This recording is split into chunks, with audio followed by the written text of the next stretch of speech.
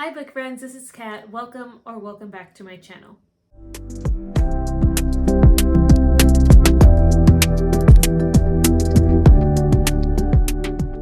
So today's video, it is time for another country for my Read Around the World challenge.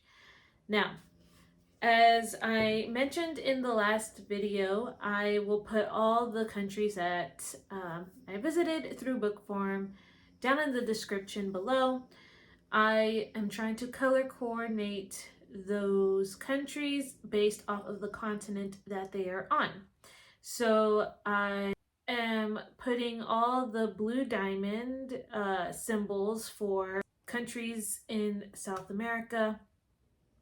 The orange diamonds are countries in Asia. The green circles are countries in Europe. And the red circles are countries in Africa.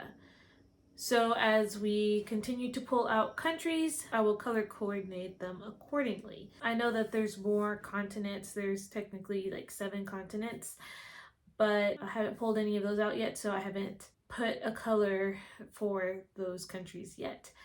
Now, I will be honest with you, this is like my 4th attempt to try to film the next vlog, and I was running into issues in terms of every country I've started to pull out happen to be those harder countries.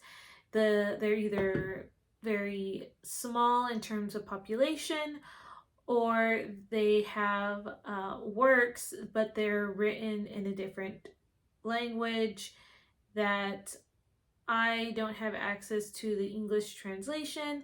My library right now is not super big, and they partner with other libraries surrounding their area, but even then I am having a hard time getting certain books. So instead, I'm going to make a few tweaks to this challenge. Plus, there's a lot of countries here, so finding a book for like one specific country, it will take a while. So I ended up looking at some of the countries that I did have struggles with and decided that I will group these countries by regions. So for example, I have, and I'm looking on my wall because I like to tape reminders, but let's, for instance, talk about the Oceania and Australia, like the countries there in Oceania, right? I looked at the regions and how they would divide them, the regions, and I'll try to put a picture here so you can see what I'm talking about.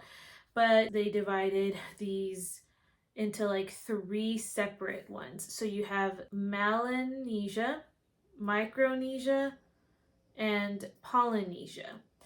And within those regions, that's where they group all the different islands.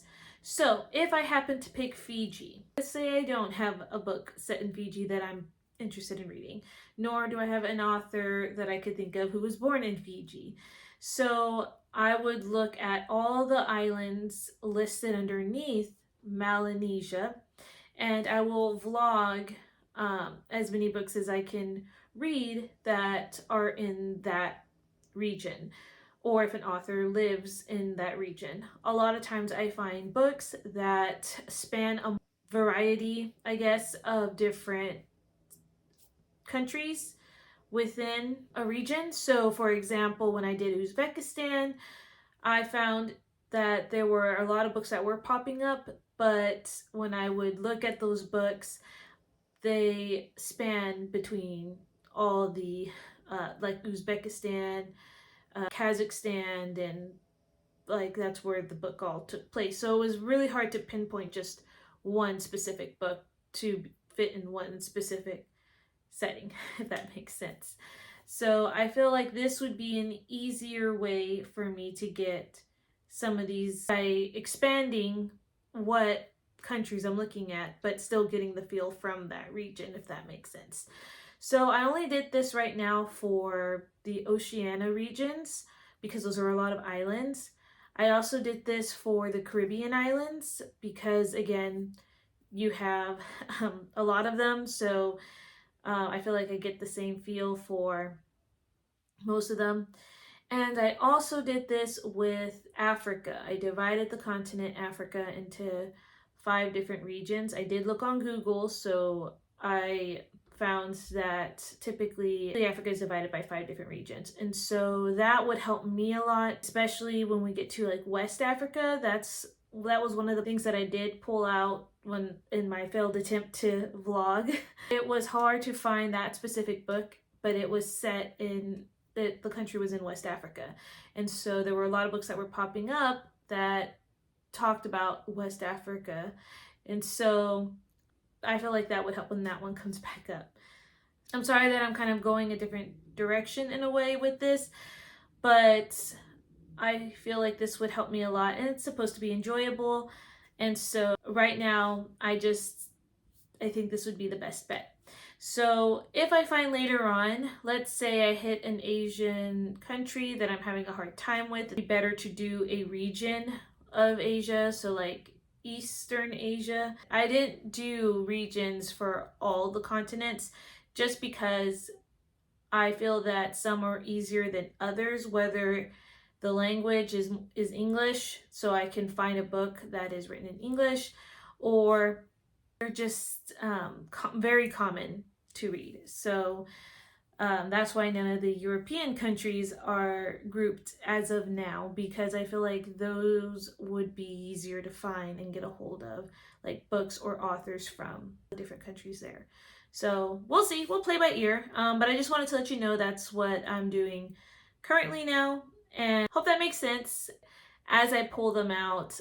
If I pull out a country in the next vlog that's underneath the same region that I did already, then I will just put that aside and pick again. So I think that's all the housekeeping, and I'll still try to list the countries that I did read from in the description box, but let's go ahead and see what country or region I will be going to for this vlog.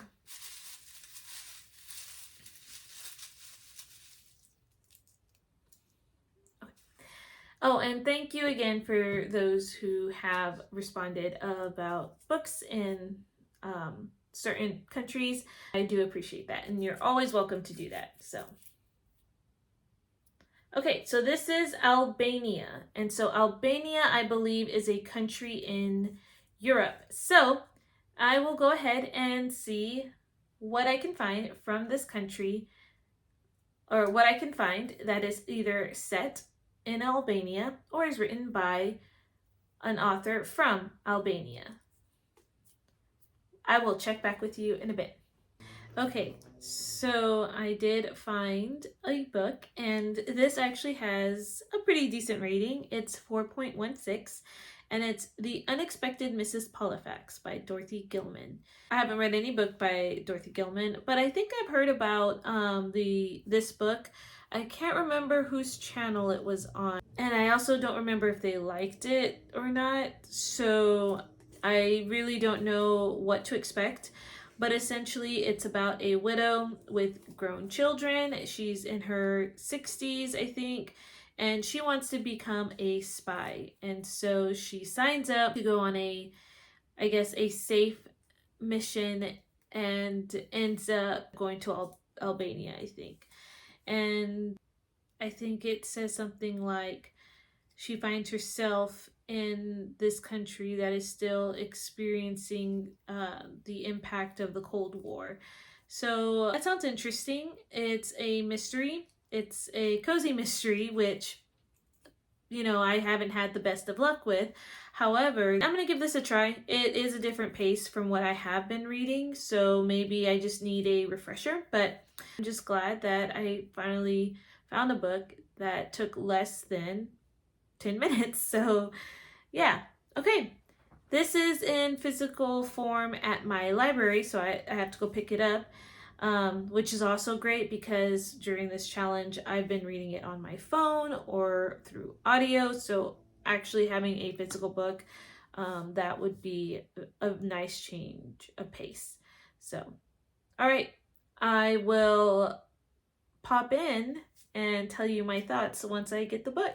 Right now, I'm sure you've heard throughout the video, my husband's doing hard work out there, but I will be doing some grocery shopping, and then afterwards we're gonna do yard work together. But yeah, okay, I'm rambling, but talk to you in the next segment.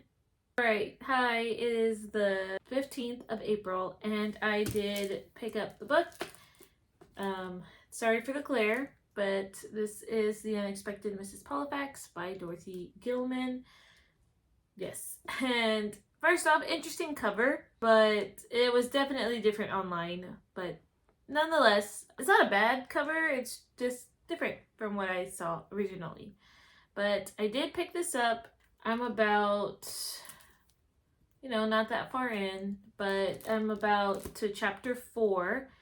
And so far, we meet Mrs. Polifax, which she is a 60-year-old woman who is, I guess, bored with her life. She feels purposeless, and her kids are grown. She has 2 kids. Her life is filled with volunteer work, and she's at the doctor. And so the doctor basically says, asks how she's doing, and it basically comes to the conclusion that she might be a little depressed.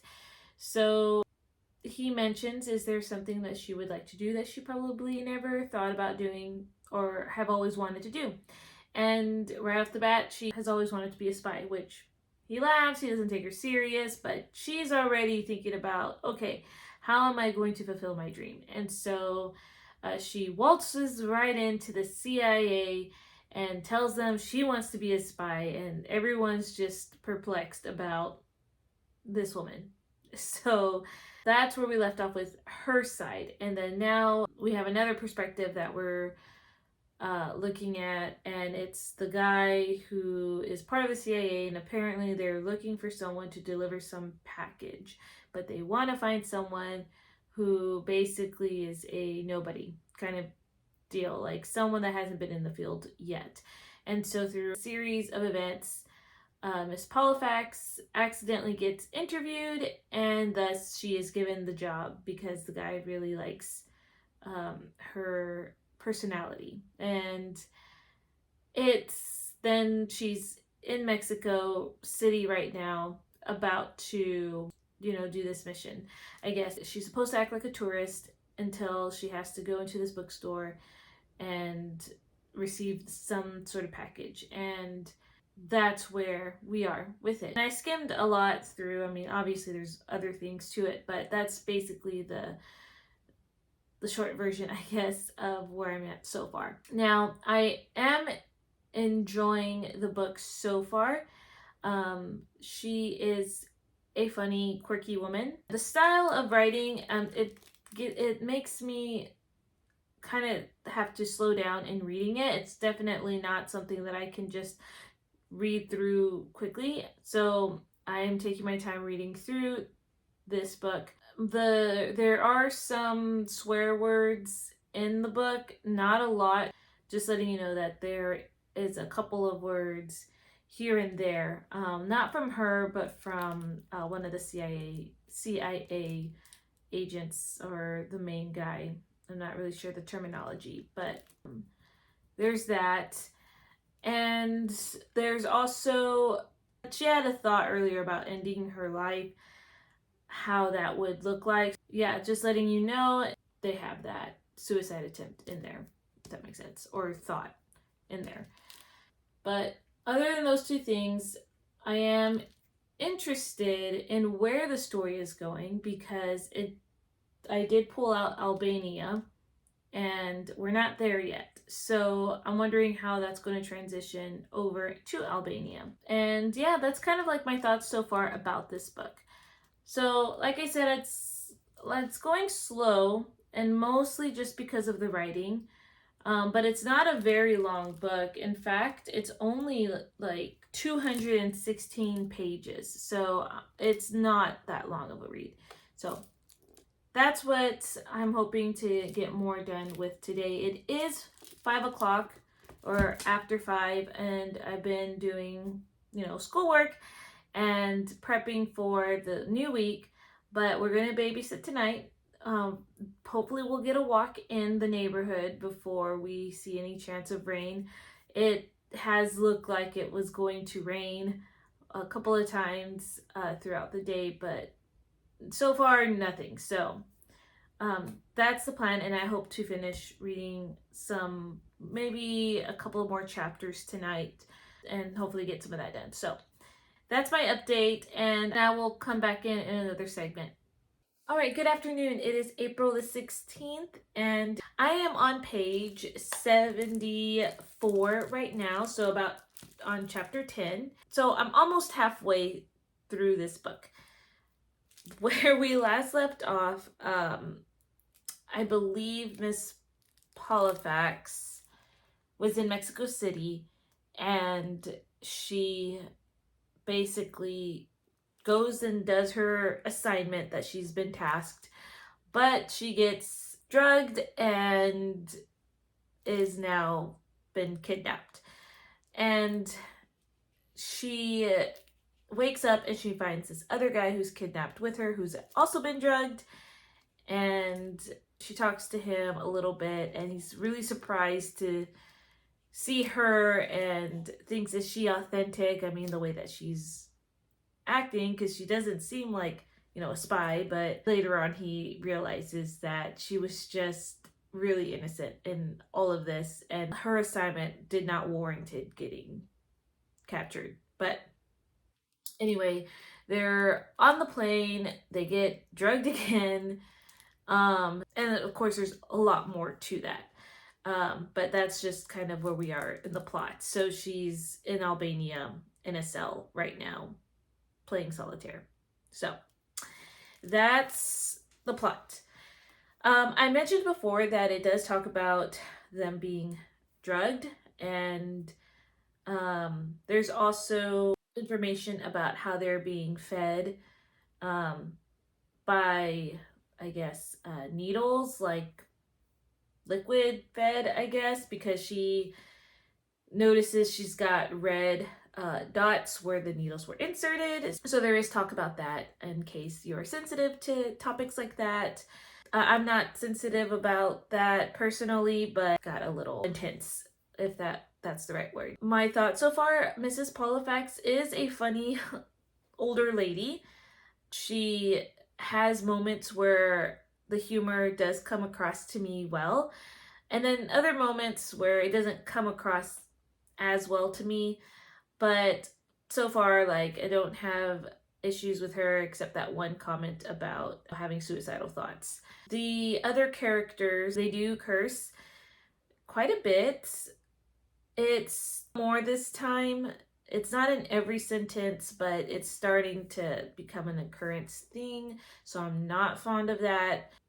There are mentions from the agent that she's with that basically he can't be questioned, so it hints that he is going to find a way to end his life, essentially. And so that was a bit morbid to read about, and so there is a suicide attempt in this book, just to let you know. Yeah, it doesn't go into detail about it, so other than, like, that's what's going to happen. So that's where I'm at in the book.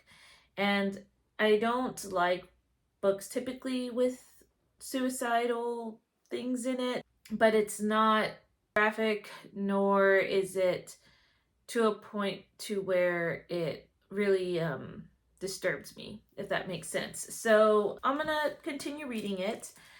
I am interested in figuring out what's gonna happen next. I'm learning a little bit about communist China and Albania, what their connection is, and then like Russia in it all as well. And there is like talk about like Cuba during the 60s. I'm not really sure if I mentioned what year this is in. I don't think it tells you the year. but this book was published in 1966. Wow. So this is an older, but a lot older. But you know what? It does have certain things talked about in here where I feel that you only read in older books, because nowadays people might have problems with certain things in it, or at least, there are some things that could be problematic.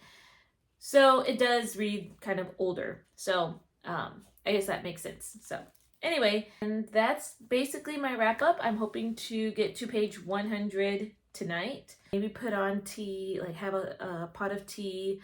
I've been trying some fruit tea lately, and so far I've had cherry tea, the wild berry tea. So there is raspberry left for me to try, and a peach. And I think there's blueberry. So, oh, I took a sip of blueberry, and blueberry was pretty good. But I think I'm going to try raspberry next. So, anyway, and I think that would be perfect for this, and maybe some cookies on the side. So anyway, so I will see you in the next segment. All right, good morning. It is April the 17th, and I have met my goal with getting to page 100. I'm in fact on page 120, but I did relax last night while my husband was watching the game, and I did try the raspberry tea, which, seeing how it's spelled, I definitely say raspberry, but it's spelled rasp, R-A-S-P. So do you say raspberry or raspberry? Is the P silent? I would like to know. But I did try that, and it actually tastes pretty good. I usually take my tea with milk and sugar. I'm trying to get into honey. I'm actually a big Earl Grey fan, so I usually have milk with that a little bit. But these fruit teas that I have been drinking, I only take with a little bit of sugar and just kind of drink it as is. So that's pretty new for me, but it was pretty good. I did enjoy it. Anyway, I did, like I said, read more of this book.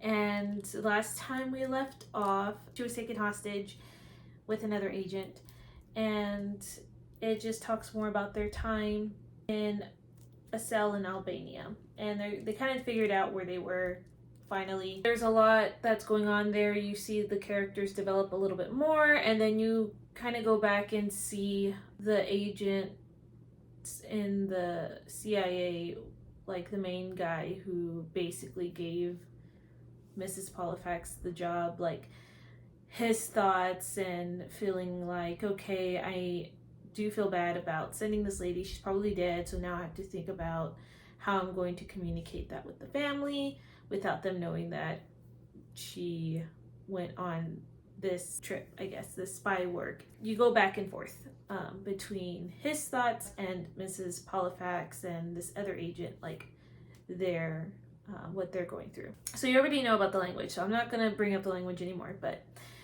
there now is a part where it talks about someone being injured and breaking bones, and a character is trying to reset the bone, and I honestly could not stomach that. It wasn't so much like gruesome, like very descriptive. It was just enough though, so I really skimmed through it. To me, it just made me squeamish. So if that is something you're squeamish about, I would, and if you think about reading the book, just skim through that part.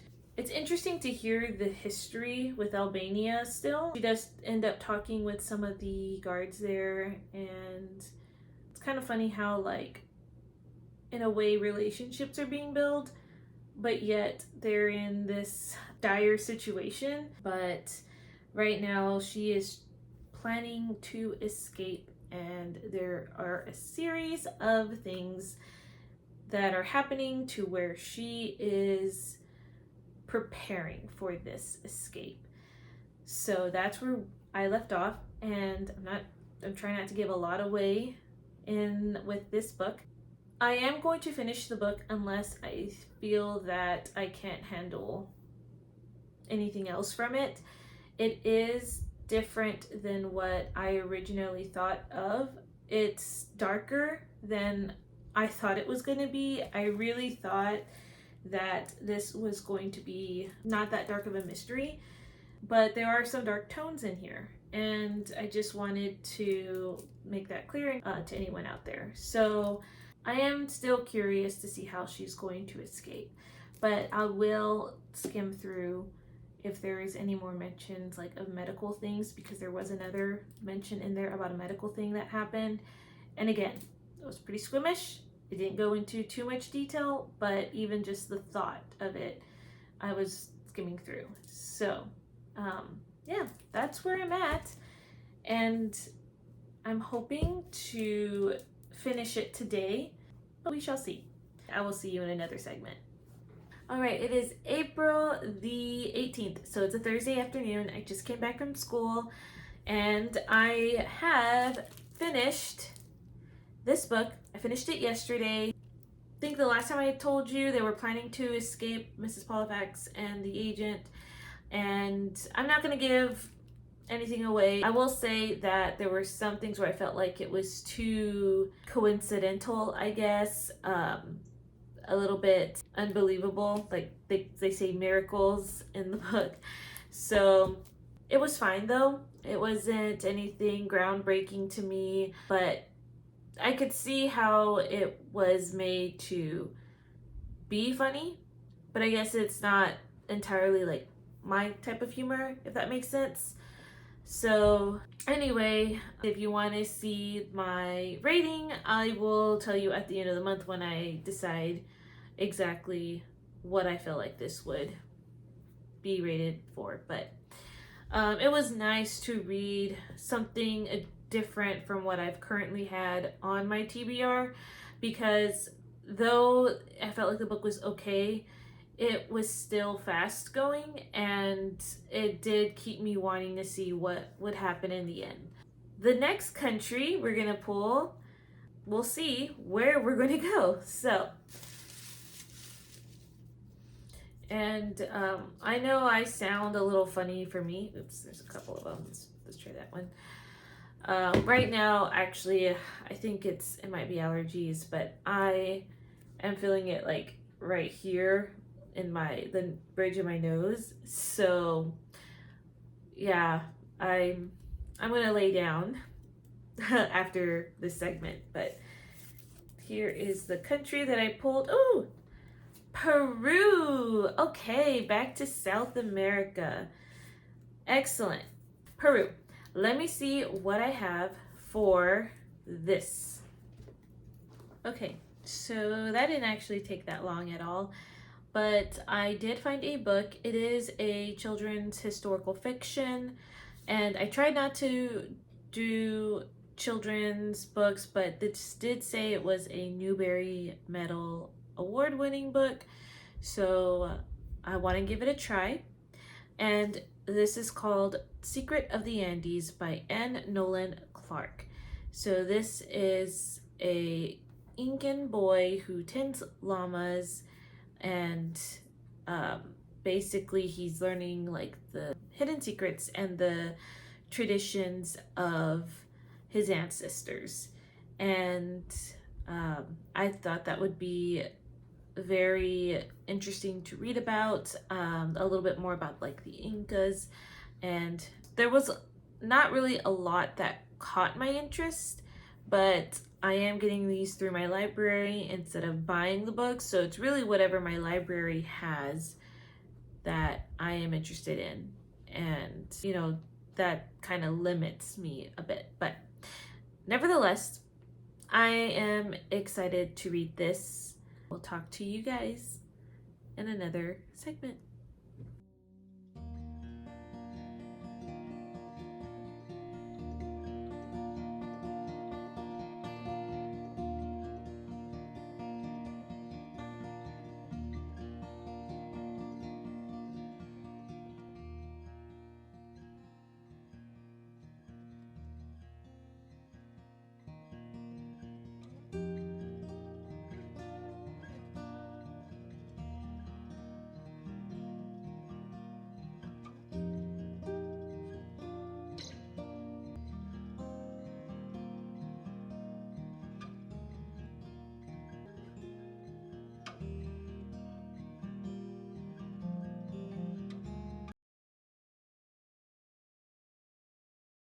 book friends, I'm back, and the lighting is really weird because first off, my, I guess what you would call ring light, though it's like a little square kind of light, is dead, so it's gonna have to charge.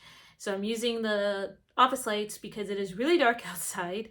um, well, it was darker this morning, but it's been raining like cats and dogs outside. So I showed you the clip of us at the library and the cute little dollhouse. I like dollhouses a lot. I had one with like my Barbies, but never as like big and extravagant. My cousins usually had like the bigger and extravagant ones, but I just love dollhouses. They're just so fun, like mini houses and all of that. But I did pick up Secrets of the Andes, and this, at first, I was a little nervous that it wasn't set in Peru, but back here on the blurb, it says, from a hidden mountain valley of Peru is drawn this rarely beautiful and subtle story. But as you can see, it's really short. It's only, how many pages? 120 pages. I'm gonna get done with this today. So I will tell you by the end of the day what I think about this book. It did win a Newberry Medal Award, beat out Charlotte's Web. I haven't read Charlotte's Web. I've seen the movie so many times, so I'm curious to see how good this book is. But I will see you guys when I have finished this book. Okay, it is cold, so I do have my robe on, but I wanted to update you on this book. I am on page 34, not that far in. I'm not gonna lie, I am struggling with the book. I don't want to say it's because of the book. It could just be that it's just been a very dreary and rainy day, and you would think that would be good reading wise, but it is slow going. So you have this boy named, I think it's pronounced Kuzi because it's spelled C-U-S-I, so I'm gonna call him Kuzi, and he is a llama herder, and he lives with this man named Chuto, C-H-U-T-O, and it just their normal day, like herding the llamas, and Kuzi sees down in the valley a family of Indians, and he has never seen another person other than Chuto. And so he's like, oh, there's people. And then Chuto, all of a sudden, I guess now he feels it's the time to pass on some knowledge to him, but like it's very slowly given, I guess, and it seems like riddles almost. He doesn't tell him like outright about things. He says when you're old enough, or now you're old enough, or something like that. So they have this guy that's visiting. Well, I guess it doesn't really make sense because the minstrel has visited before. So I guess Kuzi has seen that a person other than Chuto, but anyway, the minstrel, he comes and he sings songs, and basically that's how you get a lot of the information is through the songs that this guy is singing. He talks about the Incas and like what happened to them. You know, you hear like the Spaniards coming, they take their king, then the Incas give like all this gold and stuff so they can have their king back, and then the Spaniards kill the king and then take off with the gold. So like that part of history, and then other things like you'll hear about like their sun god and how people, the Inca people were first brought to the valley, and so that's kind of progressing the story in that sense. But other than that, like Kuzi and Chuto are now gonna go out of their hidden valley to go and see, I guess, the outside world, because they're in this valley surrounded by mountains, and that's where I left off, is their journey. So I mean, it feels slow going, because you get a lot of the scenery, because there's a lot of scenery described. So I'm just kind of zoning out. But it just could be that today I'm just feeling a bit slumpy, I guess. So I'm hoping I'm not getting into a reading slump. I do plan on picking the book back up later tonight though, and maybe I'll get done with it this evening, but I'm not going to push myself because that's the last thing I want to do, is to just push myself through something. All right, I will see you guys in another clip. All right, happy Sunday. It is Sunday afternoon. This is April 21st, and I have finished this book. I actually read this early this morning before church. I will say this was advertised as a children's book, but on the back it says ages 10 through 14, so I would say it's like older children, almost like middle grade, because 13, 14 to me is like younger middle grade. But it definitely read older to me. So last time we left off, I mentioned about how Kuzi is learning about his past. I think that's where I left off. And what he is desiring is to have a family. Basically, he is on this path to find out more about him and his heritage, which it does let you know early on that he is Inca. And so that's the second part of this book. It does talk about more about, you know, the Inca's way of life, and just as he's on this journey, he encounters more of it being modernized and more of the outside world influence has upon his people.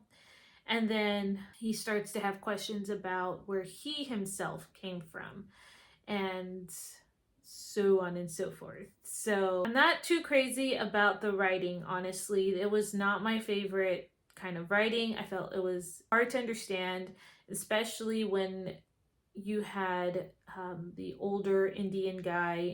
How they talked were riddles, maybe like metaphorical in some cases. So it wasn't straightforward. So I was having to slow down and really think about what is it that they're trying to say. So that's why I recommend older children for this book, if this is something that interests you. They do talk a lot about the Inca gods in here, and that's mostly through songs.